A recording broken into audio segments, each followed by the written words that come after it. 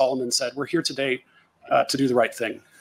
We are blowing the whistle on corruption and a shakedown of foreign investors in Kenya. And welcome to my channel. So that was the director of TATU City Development who was blowing a whistle on the governor of KIAMBU. And that unfortunately, that success of TATU City has attracted opportunistic politicians in Kenya.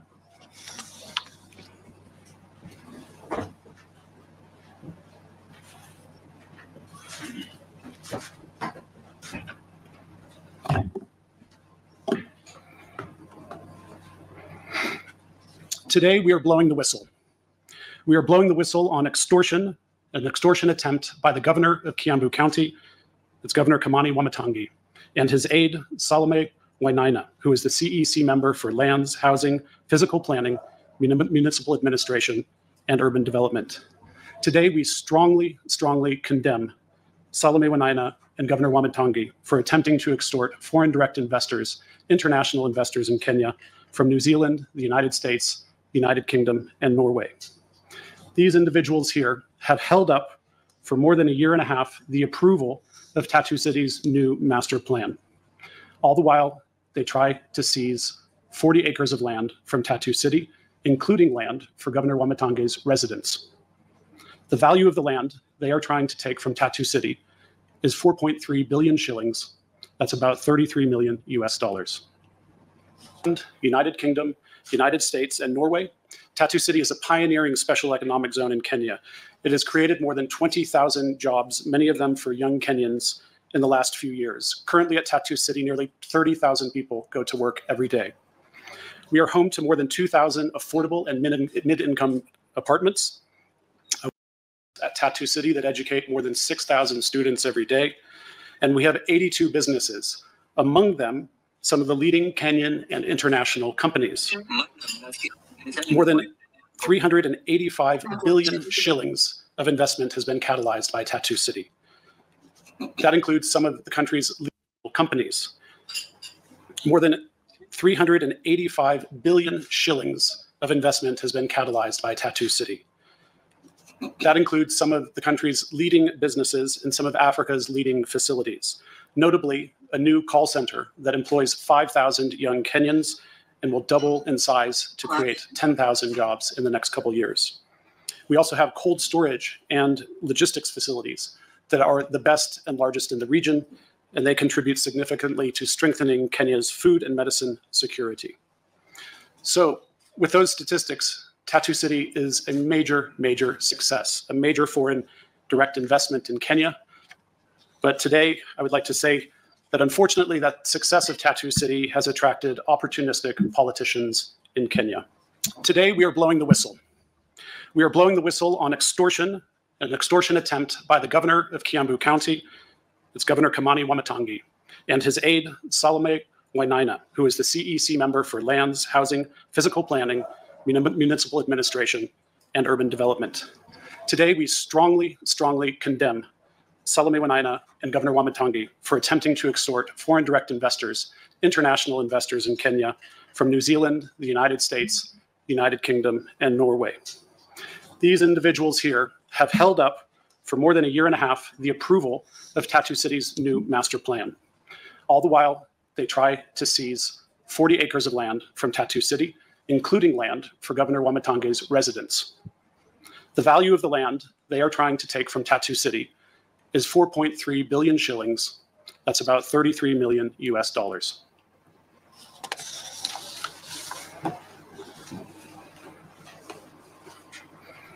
I will tell you the story of the extortion attempt and provide documents today, which you will be able to take with you.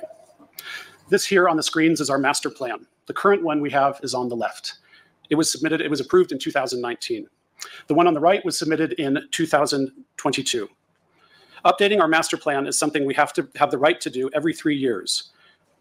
We make updates to our master plan to adapt the development of TATU City to Kenya's dynamic market. For example, we may find that we need more affordable housing. We might see a higher demand for affordable housing.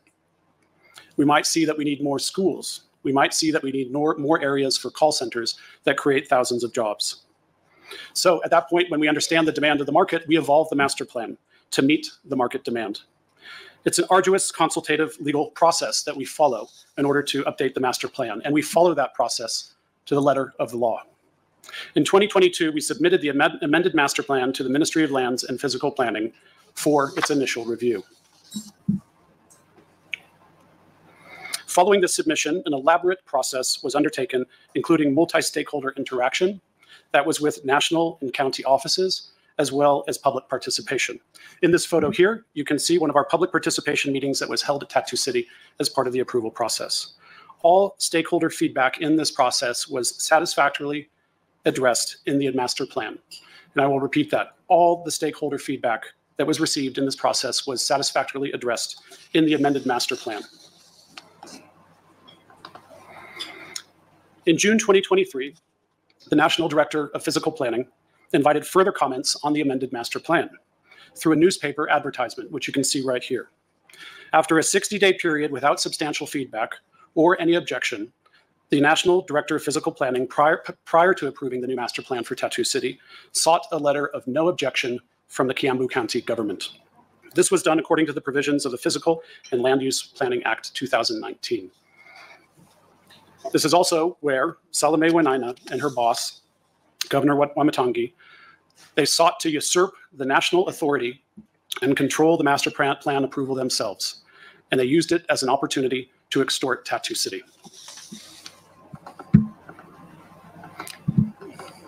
Sorry, I'm having some. So where in this nice plan, this mixed use plan, did Salome and Wamatangi find an opportunity to extort us? It's right here in the yellow blocks of land. You can see that some of them here, I'll point them out to you. And then we'll do another round. Sophia, thank you for your question. Why are we here today? I'd like to echo what Solomon said. We're here today to do the right thing. We are blowing the whistle on corruption and a shakedown of foreign investors in Kenya. Our ask is, as you always do, objective reporting and to report what is going on at TATU City. This is something that we sought to try to resolve. I mentioned that we've been working on this for a year and a half.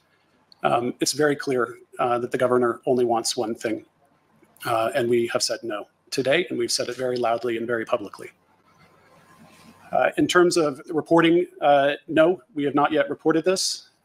We decided to put it in the public domain. Some of you may be familiar with some of the challenges TATU City has faced in the past. We feel that it's better to address them head on. We like interacting with the media, and we like interacting with the public. While TATU City is a private development, it's essentially a public project. Everything about TATU City is known in the public, it's in the public domain. And we're putting this information in the public domain for people to act on it as they wish. To invite you to visit TATU City so you can see the use of public purpose land at TATU City. There are 2 public schools at TATU City, public primary schools, that educate about 1,500 children a day. They are on TATU City land. We support those schools. We provide a meal every day to those and other schools in the surrounding area, a free meal, which has caused the enrollment in those schools to go up by 8 times. It has caused nutrition in the children to increase, and we've seen a curve in their test scores increasing as well. So that is use of TATU City land for a public purpose. TATU City is also an open city. If you come, there's nobody telling you that you have to stay out. You walk in, you use the parks. This is anyone. We've become a place of recreation for the communities around us, BTL and Ruturo, and then also the wider Ruiru community. So TATU City is an open city for the public. In terms of the utilities and other uses of TATU City, well, when people come into TATU City, they're effectively using the utilities, using the infrastructure, and using the roads. So it is an open city. All of these are already in place, 60 kilometers of roads that anyone can use. There is high-speed fiber throughout the city, and we've actually, you may have seen about a month ago at the American Chamber of Commerce Summit in Kenya, we launched Fahari Link, which is actually an extension of our high-speed fiber network within TATU City that we have now taken into the local communities of Ruturo, BTL, and into Ruiru, providing low-cost internet that originates from TATU City. As far as interacting with the public, we also have a labor desk at TATU City where anybody can come and sign up to register for a job at TATU City. And then we're always in communication with the businesses at TATU City, and we can help them find employees. And we also provide free skills training to many of the people who come to the labor desk. In terms of our discussions with the governor for acquiring the land, first I'd like to point out that the 103 acres is the total amount of public purpose land in TATU City. For a hospital, let's say if the governor wanted to acquire it, in Salome's letter, I think she put 10 acres for a hospital. That's great. So yes, we would value the 10 acres. It would be done with an independent valuation based on market prices, and the government would acquire that, use public funds to build a hospital in TATU City and benefit from that incredible infrastructure that we've put in, those roads, et cetera. So it is open for the governor's house. He's interested in 2 acres of land. So for the governor's residence, that seems to be the size that they're demanding. It is the size that they're demanding. So the parcels, that 103 acres, can be split off into different parcels for different land uses. We've told him very clearly the process, Section 107 of the Land Act, and we're happy to give you more information on that, the legal requirements. He has been told that. He did not want to hear it. He was very frustrated when we told him. And as I mentioned, as far as meeting the governor, he skipped the last 3 meetings with us. So that's an indication of what his stance is. Just a clarification, please, on the question that I asked about process outsourcing. Those are call centers, ICT hubs, it's software engineering firms, and it is retail, people who want to do more retail at TATU City. It's really the only formal retail in the area between Ruiru and KIAMBU. There is office space that would come with the business process outsourcing. This offices that also would need to be accommodated into the new master plan. The process is exactly the same for any governor, past and present, which is under the Land Act, the land has to be acquired for just and equitable compensation. So we don't have any agreement with any former governor, nothing at all. In terms of the maintenance of those facilities, when the government does purchase public purpose land from a private developer like us, the individual facility, let's say it's a hospital, county hospital, the government will be responsible for maintaining that hospital. But all the surrounding infrastructure, stormwater drainage, roads, ICT, that is what we do as the private developer. So the government is welcome into TATU City as a private development to put public purpose developments there, like schools and hospitals, as long as they follow the law and purchase the land. Yeah. In terms of the question about the recent events in Kenya, very closely, and our condolences really go out to those who have lost their lives. In our case, we believe, and I think the numbers tell the story, that we are one of the largest locations of job creation in the entire country. There is nowhere else in Kenya where 5,000 jobs have been created in 18 months. Frequently you hear the government talk about manufacturing job creation, but what TATU City has done with some very great international partners is establish the largest call center in East Africa in TATU City. And those jobs, please come to TATU City, because you will see people lining up every day, going into that building, getting trained for 2.5 weeks on campaigns, on applications, on ICT, in order to serve global clients from TATU City. And that job creation is very real, and you see it happening every day. That's 5,000 jobs. So in terms of how we fit into the overall social environment, it's large-scale job creation. That job creation comes when domestic and foreign investors are able to do their thing, attract investment without interference, without delay, and without extortion by the government, in this case, the KIAMBU County government. Hope this governor is going to be fired, because if he's allowed to stay on, it means nobody cares about government officials operating with impunity like they've always done. So share this with as many people as possible. Like the video. If you're not subscribed to my channel, please consider doing so. Thanks for stopping by, and see you on the next one. Bye for now.